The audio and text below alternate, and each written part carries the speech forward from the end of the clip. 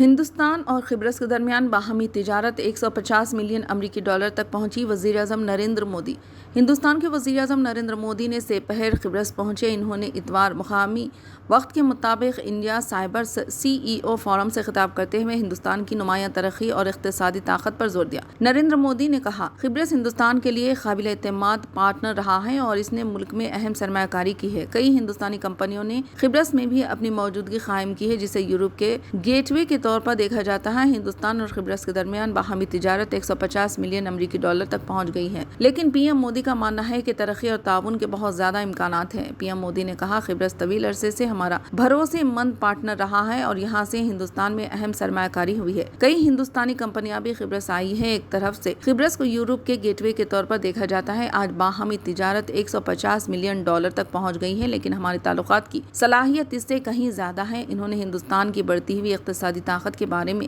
بات کی، جس کے ساتھ ہی ملک مستقبل میں دنیا کی تیسری سب سے بڑی معیشت بننے جا رہا ہے۔